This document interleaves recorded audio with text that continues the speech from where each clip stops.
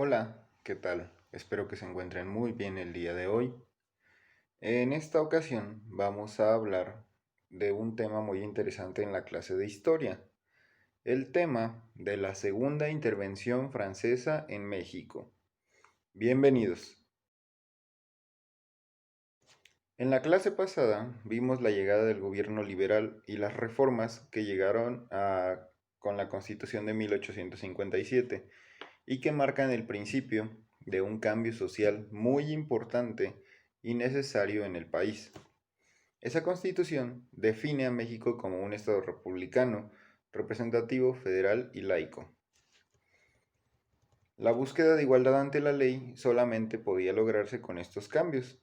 Se cambió el orden político al separar al Estado de la Iglesia, acabando con los privilegios heredados desde la época del virreinato.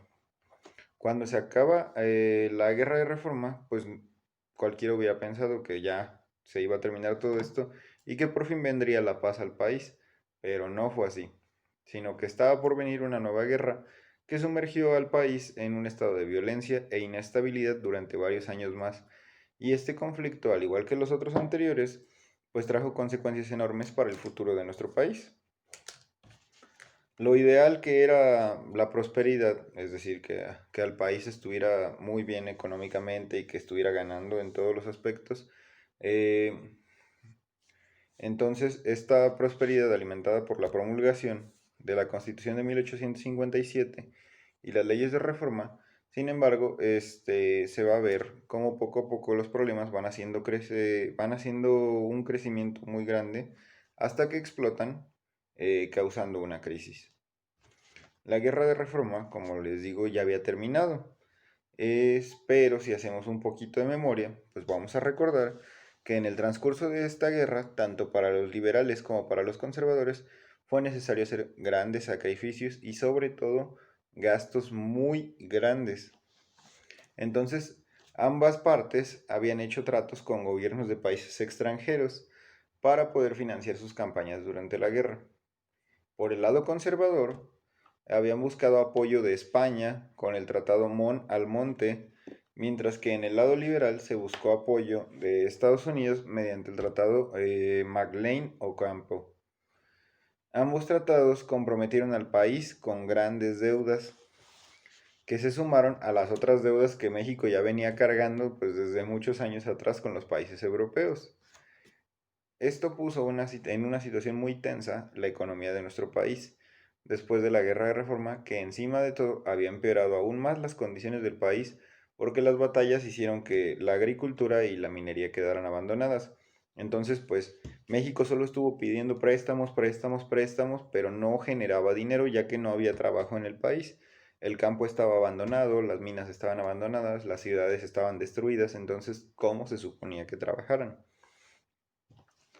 El cobro de impuestos en nuestro país pues nunca ha sido muy eficiente y en aquel entonces tampoco lo era.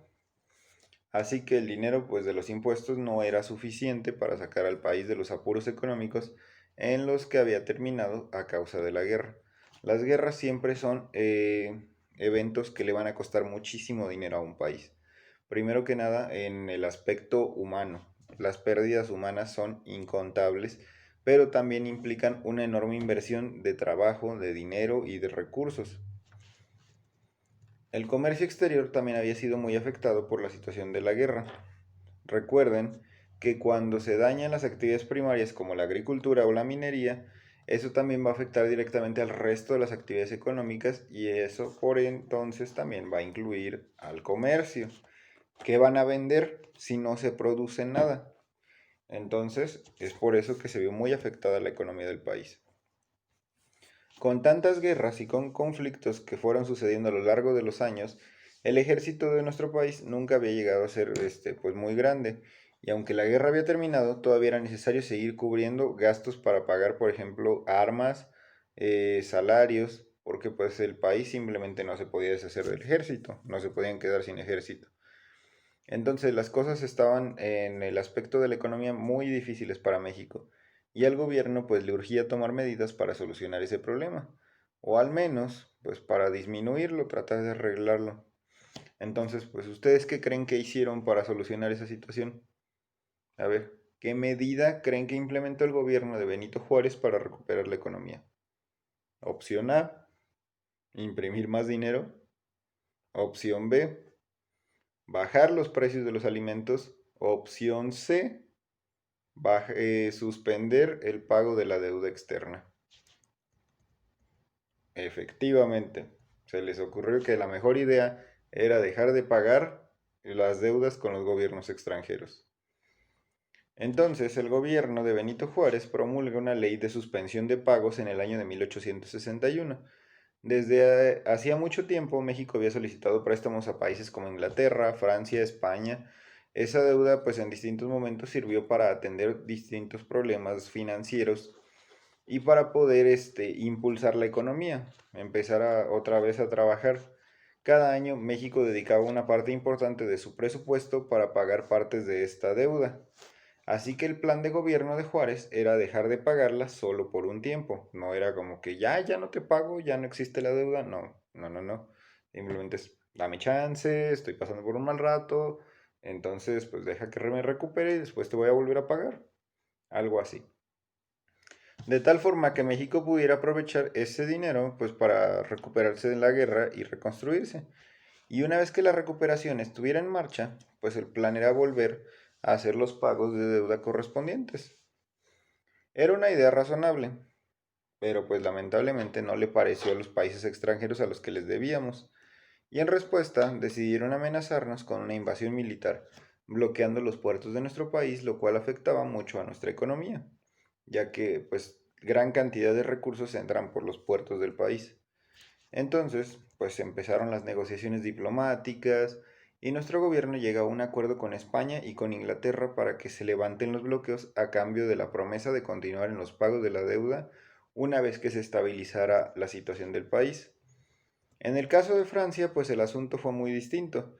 En aquel entonces Francia también estaba pasando por momentos importantes en el aspecto de que estaba creciendo su territorio, estaban tratando de conquistar nuevos territorios. Entonces el rey Napoleón III estaba dirigiendo varias iniciativas para expandir sus dominios por todo el mundo. Las fuerzas del ejército francés ya se encontraban en casi todos los continentes. En África estaban en países como Argelia y Senegal. En Asia se encontraban en China, Laos, Vietnam y Camboya. Y en América tenían presencia en todos los países caribeños, en Canadá y también querían entrar en México. Lo que buscaba el imperio francés era invadir a todos estos territorios para obtener recursos y riquezas, materias primas y mercados donde les pudieran permitir seguir creciendo económicamente como un imperio. Entonces, la Junta de Notables, que fue un grupo de políticos conservadores mexicanos que se formó durante el periodo presidencial de Benito Juárez y tenían el objetivo de buscar en Europa algún príncipe católico. Algunos de los políticos conservadores eran personas con mucha experiencia como agentes diplomáticos, como José María Gutiérrez de Estrada y José Manuel Hidalgo.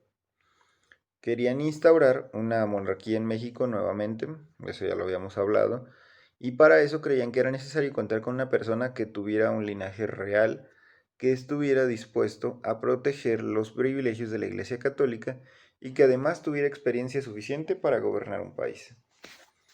Mientras el ejército francés desembarcaba en las costas mexicanas, los conservadores buscaban a su candidato a la corona de México en las tierras europeas.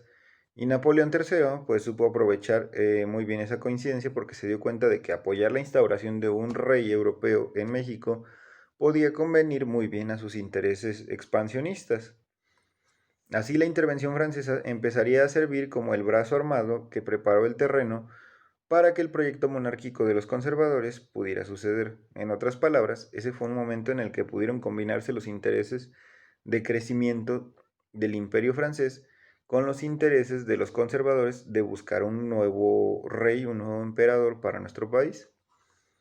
Los franceses entonces pues querían invadir a México por sus recursos y que eran una manera de pagar pues la deuda que se tenía de manera forzada, pero también de crear nuevos negocios por medio de acuerdos que fueran convenientes para Francia. Además de que un motivo importante que explica la expansión francesa fue que Napoleón III estaba interesado en crear un bloque de poder que pudiera hacerle contrapeso a un país que ya estaba empezando a perfilarse como una gran potencia. Ese era pues Estados Unidos. Entonces buscaba aliados de otros países para poder hacer los rivales de Estados Unidos. Los problemas acumulados de la explosión provocaron la explosión de una nueva guerra. De esta manera, a principios de 1862 comienza la Segunda Intervención Francesa, una larga guerra que no terminaría hasta 5 años después, en 1867. Al principio de la guerra, el ejército francés buscaba llegar a la capital para acabar con con el gobierno en turno, perdón. Pero resulta ser mucho más difícil de lo que pensaban y en su camino sufrieron una gran derrota, pues el 5 de mayo de 1862, en la batalla de Puebla, las fuerzas del ejército mexicano, al mando de Ignacio Zaragoza, derrotan al ejército francés que estaba bajo el mando del general francés Conde de Lorences. En su momento, este triunfo representó un hecho casi heroico, ya que en esa época el ejército francés era uno de los mejores del mundo y entrenados de todos. Los enfrentamientos pues no pararían y a un año después de la batalla de Puebla, los franceses recibieron 30.000 soldados de refuerzo y así logran tomar la Ciudad de México por fin en junio de ese mismo año. El gobierno de Benito Juárez pues no tuvo de otra más que huir y trasladarse a otra parte del país donde no estuviera amenazado por un ejército invasor.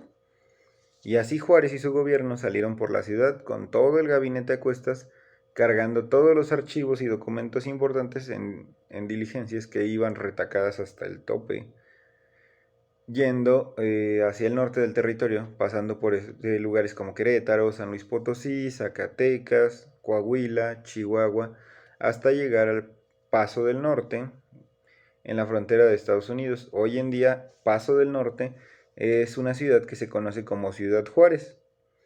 Entonces, al final, Juárez se instaló en esa ciudad y ahí volvió a comenzar a su gobierno. Debido a lo difícil de la situación en ese momento, lo primordial pues era poner a salvo al gobierno para poder reorganizarse. La capital del país, estando sin los liberales en ese momento, pues se sufrió la llegada de los conservadores que tomaron el control y proclamaron la creación del Imperio Mexicano. Todo estaba listo y apenas 2 años después de haber iniciado esta intervención, después de que desde la ciudad de Trieste, en Austria, y que hoy en día es territorio de Italia, llegarían a México Maximiliano de Habsburgo y su esposa Carlota para ser nombrados emperador y emperatriz de México. Entonces, haciendo una recapitulación final, lo que hemos visto en esta clase, para poder comprender lo importante del periodo histórico, es que México pasaba por muchas dificultades económicas como consecuencia de la Guerra de Reforma. Algunos de estas dificultades pues eran el abandono de la agricultura y la minería, así como los altos costos de mantener al ejército. Francia se encontraba en una época expansionista y cuando Napoleón III recibe la propuesta de los conservadores para instaurar un rey europeo en México, vio una oportunidad para invadir y sacar provecho. Fue así como comienza la Segunda Intervención Francesa y después el Segundo Imperio Mexicano. Espero que el video del día de hoy les haya gustado. Les dejo muchos saludos. Nos vemos pronto. Hasta luego. Cuídense mucho.